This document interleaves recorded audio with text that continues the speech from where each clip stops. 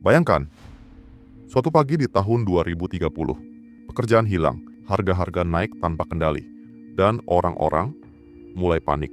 Kita pikir krisis datang tiba-tiba, padahal tanda-tandanya sudah lama ada. Cuma banyak yang memilih menutup mata. Kenyataannya, dunia sedang bergerak ke arah yang nggak pasti. Teknologi menggantikan manusia, ekonomi goyah, dan sistem lama mulai retak satu persatu. Tapi di tengah semua itu, ada orang-orang yang tetap tenang. Bukan karena mereka kaya, tapi karena mereka siap. Dan itulah yang akan kita bahas hari ini. 10 aset yang bisa menyelamatkan kamu dari krisis besar 2030. Hal-hal nyata yang bisa kamu bangun. Mulai dari sekarang. Bukan teori kosong. Kalau bicara tentang aset yang tahan krisis, emas selalu jadi simbol kepercayaan manusia sejak ribuan tahun lalu. Saat mata uang gagal menjaga nilainya, saat inflasi melahap tabungan, hanya satu benda yang tetap punya daya, emas. Ia tidak bergantung pada sistem, tidak tunduk pada bank, dan tidak bisa dipalsukan oleh kebijakan politik. Ketika ekonomi ambruk, ketika perang pecah, emas tetap punya bahasa universal, nilai. Mungkin hari ini kamu melihat emas cuman sebagai perhiasan, tapi di masa krisis itu bisa jadi alat tukar, jaminan, bahkan penyelamat hidup. Dan menariknya, kamu nggak perlu jadi orang kaya untuk mulai punya emas. Cukup sisihkan sedikit dari penghasilanmu. Secara rutin, 1 gram hari ini mungkin tampak kecil, tapi dalam badai ekonomi nanti, itu bisa jadi secercah harapan. Ingat, emas bukan soal gaya, tapi soal bertahan di dunia yang tidak pasti. Kebanyakan orang menunggu punya banyak uang baru mau investasi emas, padahal orang bijak tahu, menunda persiapan adalah bentuk paling halus dari menyerah. Bayangkan saat semua harga melonjak, sementara kamu masih berpikir, nanti aja deh, tunggu waktu yang pas. Waktu yang pas nggak akan pernah datang. Mulailah dari langkah kecil, dari sisa uang jajan, dari bonus kecil, dari keputusan sederhana hari ini. Karena emas nggak cuma menyimpan nilai, tapi juga menyimpan kedisiplinan. Krisis nggak menunggu siapa-siapa, tapi mereka yang siap akan selalu punya jalan keluar. Dan emas adalah simbol dari kesiapan itu. Kecil di tangan, tapi besar maknanya. Aset kedua yang sering diremehkan adalah tanah dan kemampuan menanam. Coba renungkan. Setiap krisis besar dalam sejarah, yang paling berharga selalu sama, makanan. Dan siapa yang bisa menanam, dia yang menang. Kamu nggak butuh hektaran lahan untuk mulai. Bahkan halaman kecil, pot di balkon atau pekarangan belakang bisa jadi awal kemandirian. Saat dunia sibuk mencari uang untuk membeli bahan makanan, kamu bisa menanamnya sendiri. Itulah kebebasan yang sesungguhnya. Tidak bergantung sepenuhnya pada sistem yang rapuh. Tanah bukan hanya sumber penghasilan, tapi juga sumber kehidupan. Dan semakin banyak orang melupakan hal itu, semakin besar nilai mereka yang tetap dekat dengan bumi. Lihat para petani di masa pandemi, mereka mungkin sederhana, tapi mereka tidak kelaparan. Di masa krisis nanti, punya lahan produktif, sama artinya dengan punya tambang emas yang bisa tumbuh setiap hari. Coba bayangkan, harga bahan pokok naik 2 kali lipat, tapi kamu punya sayuran segar di halaman belakang. Tetangga panik ke pasar, kamu tinggal panen. Itu bukan mimpi, tapi hasil dari kebiasaan kecil yang dibangun sekarang. Menanam bukan hanya soal hasil, tapi juga soal kesadaran bahwa kita masih bisa bergantung pada alam, bukan sepenuhnya pada sistem ekonomi yang rapuh. Krisis akan memaksa banyak orang kembali ke akar secara harfiah, dan mereka yang sudah terbiasa hidup sederhana akan jauh lebih siap dibanding mereka yang terbiasa membeli semua hal. Lahan kecil hari ini bisa jadi perlindungan besar besok, karena pada akhirnya kekayaan terbesar bukan di saldo bank, tapi di kemampuanmu untuk menciptakan kehidupan dari tanah yang kamu pijak. Aset ketiga yang sering diremehkan tapi sangat berharga adalah keterampilan nyata. Krisis apapun bentuknya, entah ekonomi, sosial, atau teknologi, skill akan selalu jadi penyelamat. Ketika pekerjaan formal lenyap, yang bisa memperbaiki, menciptakan, dan beradaptasi akan terus dibutuhkan.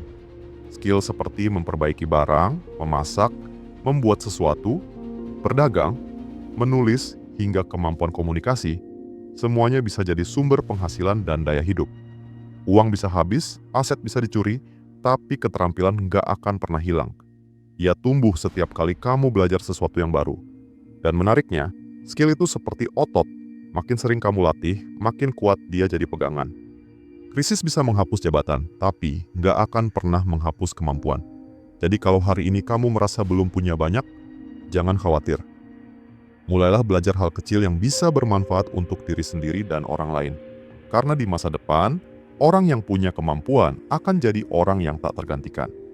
Pernah nggak kamu sadar kalau kemampuan sederhana yang kamu punya hari ini bisa jadi penyelamat nanti? Misalnya, kamu bisa memperbaiki pipa bocor, memasak makanan dari bahan seadanya, atau mengatur keuangan dengan baik. Di masa krisis, hal-hal kecil seperti itu bisa jadi perbedaan antara hidup nyaman dan hidup bertahan. Keterampilan bukan soal gelar, tapi soal pengalaman dan ketekunan. Bahkan satu kemampuan, kalau diasah terus, bisa membuka peluang yang nggak pernah kamu bayangkan sebelumnya. Dan yang paling penting, skill bikin kamu percaya diri bahwa apapun yang terjadi, kamu bisa beradaptasi. Krisis hanya menakutkan bagi mereka yang menggantungkan segalanya pada sistem. Tapi bagi yang punya keterampilan, krisis justru jadi ladang kesempatan. Jadi mulai sekarang, jangan cuma kumpulkan barang atau uang, kumpulkan kemampuan. Di masa normal, mungkin kamu merasa bisa melakukan semuanya sendiri. Tapi ketika krisis datang, sendirian adalah kelemahan terbesar. Lihat saja sejarah, yang selamat bukan selalu yang paling kuat, tapi yang punya hubungan paling solid. Teman yang bisa dipercaya, tetangga yang saling membantu, komunitas yang punya visi sama, mereka adalah kekuatan yang nggak bisa dibeli. Uang bisa habis, tapi koneksi yang tulus bisa membuka banyak pintu. Akses ke sumber daya, informasi, bahkan rasa aman. Komunitas itu seperti jaring pengaman di tengah badai. Kamu mungkin jatuh, tapi nggak akan terhempas sendirian. Bangun hubungan sejak sekarang, bukan karena butuh, tapi karena sadar kita semua saling terhubung. Krisis akan membedakan antara mereka yang punya gengsi dan mereka yang punya jaringan. Dan percayalah, nanti kamu akan berterima kasih pada orang-orang yang tetap ada saat semua orang menjauh. Di masa krisis, siapa kamu kenal bisa lebih penting daripada apa yang kamu punya. Teman yang rela berbagi makanan, tetangga yang mau saling bantu, atau komunitas kecil yang saling percaya. Mereka adalah bentuk kekayaan sosial yang sesungguhnya. Sayangnya, banyak orang baru sadar pentingnya hubungan saat keadaan sudah genting. Padahal, membangun kepercayaan butuh waktu, kejujuran, dan ketulusan. Mulailah dari hal sederhana. Bantu orang lain tanpa pamrih, jaga komunikasi dengan teman lama, dan berkontribusilah di lingkunganmu. Karena nanti, ketika dunia terasa berat, tangan-tangan itulah yang akan menarikmu naik. Uang mungkin bisa membeli banyak hal, tapi tidak bisa membeli rasa aman dan solidaritas. Krisis akan menguji siapa yang benar-benar peduli. Dan saat itu tiba, jaringan yang kamu bangun hari ini akan jadi aset yang nilainya tak tergantikan. Aset kelima, pengetahuan dan literasi finansial. Banyak orang berpikir kekayaan datang dari uang, padahal uang hanyalah hasil, bukan sumber. Sumber sebenarnya adalah pengetahuan tentang uang itu sendiri. Krisis ekonomi seringkali menelan orang-orang yang tidak mengerti bagaimana sistem bekerja. Mereka menabung di tempat yang salah, berutang untuk hal yang tidak penting, atau panik saat harga naik. Sementara orang yang paham, mereka tahu bagaimana uang bergerak, dan justru memanfaatkan momen krisis untuk tumbuh. Literasi finansial bukan soal jadi ahli ekonomi, tapi soal tahu bagaimana menjaga nilai dari jerih payahmu. Belajar investasi, memahami risiko, tahu cara mengelola pengeluaran, itu bukan hal mewah, itu kebutuhan dasar. Karena di masa krisis nanti, bukan orang yang punya paling banyak yang bertahan, tapi yang paling tahu cara melindungi yang sedikit.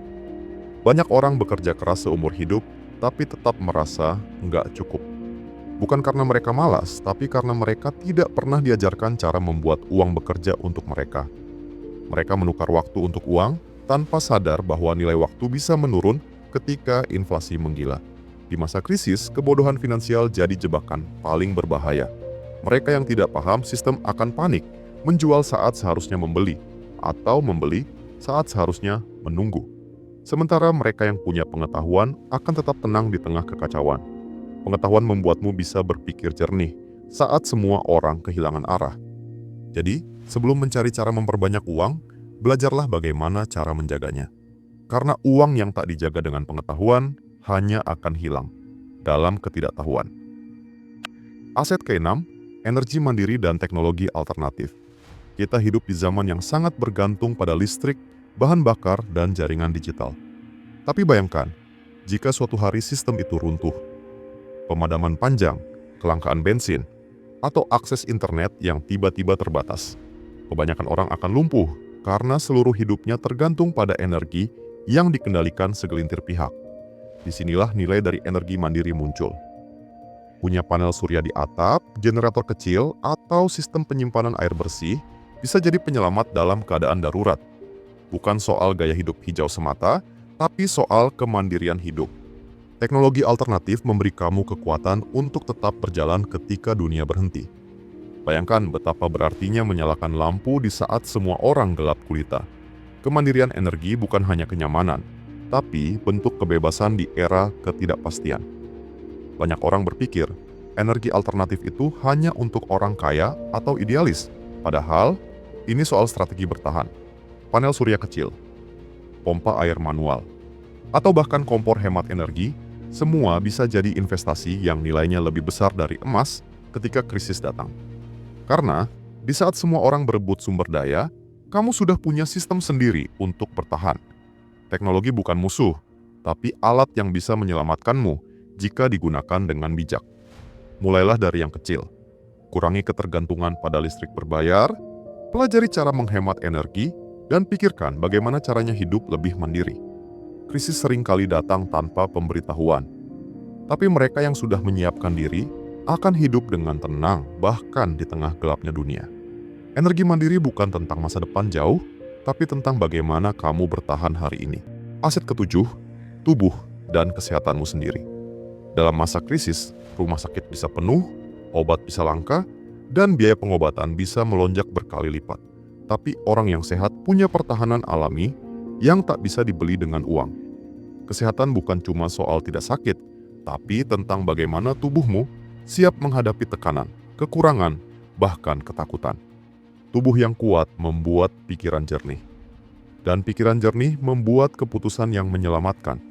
Mungkin sekarang kamu sibuk mengejar uang, tapi apa gunanya semua itu kalau tubuhmu rapuh saat dibutuhkan? Mulailah dari hal sederhana. Tidur cukup, makan bergizi, banyak gerak, dan kurangi stres. Krisis bukan hanya menguji ekonomi, tapi juga daya tahan tubuh dan mental.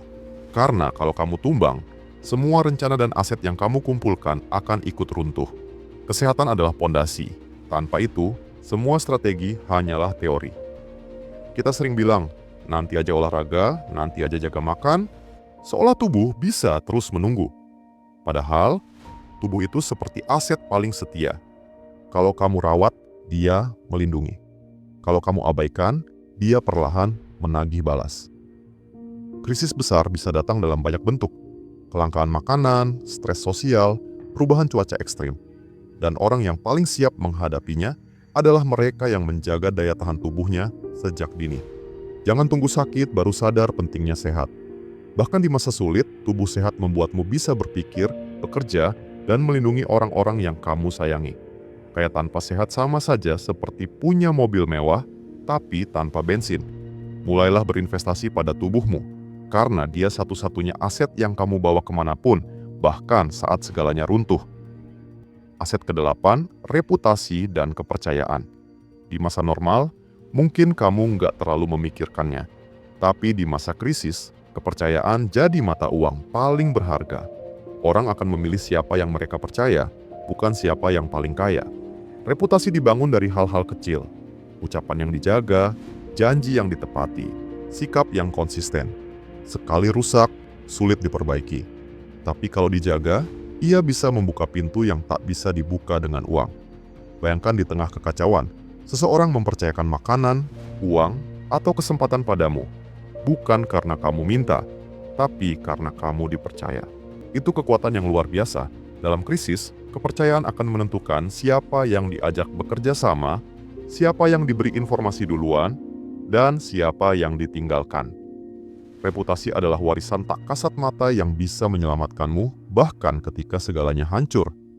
Reputasi tidak bisa dibangun semalam dan tidak bisa dibeli dengan uang. Ia tumbuh dari konsistensi, dari sikap di saat tak ada yang melihat.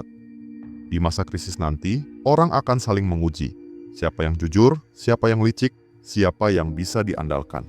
Dan saat kepercayaan mulai langka, orang yang punya nama baik akan selalu dicari. Jadi mulai sekarang, jaga kata-katamu, jaga tindakanmu, dan jangan khianati kepercayaan sekecil apapun. Karena bisa jadi, satu tindakan baik hari ini akan menjadi alasan seseorang menolongmu besok. Krisis membuat segalanya jadi transparan. Sifat asli orang akan muncul. Mereka yang menanam kepercayaan hari ini akan menuai perlindungan di masa depan. Ingat, uang bisa membuat orang datang, tapi hanya kepercayaan yang membuat mereka tetap tinggal.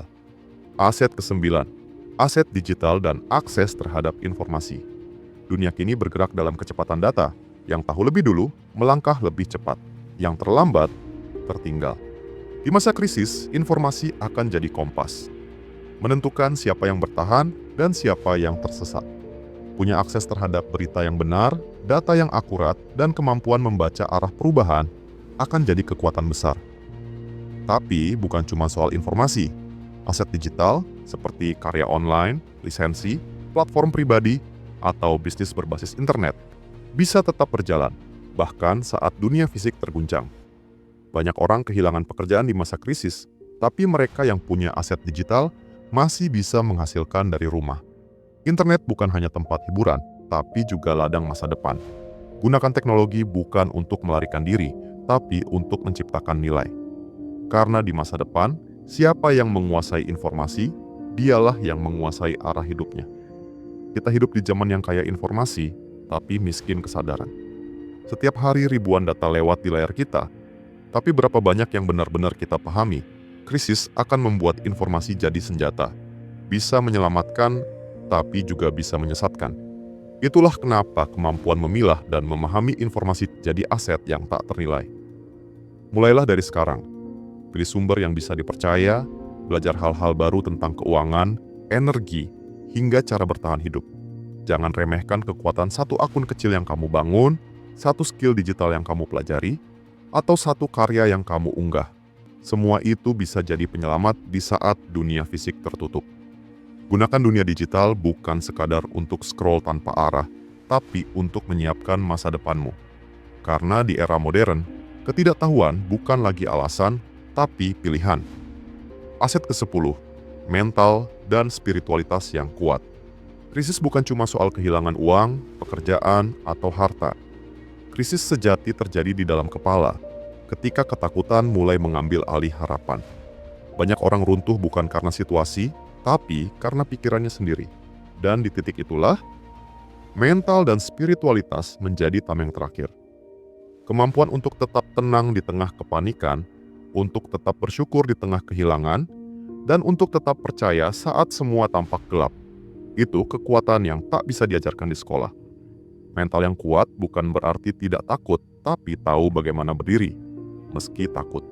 Spiritualitas yang sehat membuatmu sadar bahwa hidup ini bukan hanya tentang bertahan, tapi tentang menemukan makna di tengah badai. Ketika semuanya tampak runtuh, orang yang punya ketenangan batin akan tetap bisa melihat cahaya, meski hanya sekelumit cahaya di kegelapan. Kita sering berusaha menyiapkan segalanya, uang, rumah, pekerjaan, tapi lupa menyiapkan hati. Padahal, semua persiapan fisik akan sia-sia kalau mentalmu rapuh. Krisis akan mengguncang bukan hanya dunia luar, tapi juga dunia dalam diri kita. Dan hanya mereka yang punya keyakinan kuat, disiplin pikiran, dan hati yang tenang, yang bisa berpikir jernih di tengah kekacauan. Latih mentalmu seperti kamu melatih otot, dengan menghadapi tantangan kecil setiap hari. Belajar menerima hal-hal di luar kendali, belajar memaafkan, belajar diam di tengah bisingnya dunia. Spiritualitas bukan soal ritual, tapi tentang hubunganmu dengan kehidupan itu sendiri. Di saat semua orang sibuk mencari pegangan, kamu akan menemukan bahwa ketenangan adalah bentuk kekayaan tertinggi.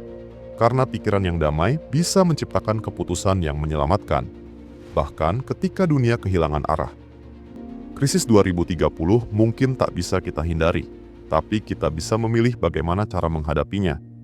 10 aset yang sudah kita bahas bukan sekadar daftar investasi, tapi cermin untuk melihat diri sendiri. Seberapa siap kita jika dunia tiba-tiba berubah arah? Kekuatan sejati bukan datang dari kekayaan besar, tapi dari kesadaran kecil yang dibangun setiap hari. Disiplin, hubungan baik, pengetahuan, kesehatan, dan keyakinan. Karena pada akhirnya, bukan tentang siapa yang paling kuat, tapi siapa yang paling siap dan paling sadar. Mungkin kamu nggak bisa mengendalikan masa depan, tapi kamu bisa menyiapkan dirimu hari ini. Mulailah dari langkah kecil. Kumpulkan aset-aset itu pelan-pelan, dengan niat untuk tumbuh, bukan sekadar bertahan. Dunia akan terus berubah, tapi pilihan untuk bersiap selalu ada di tangan kita. Kalau video ini membuka cara pandang kamu, bantu sebarkan ke orang-orang yang kamu pedulikan.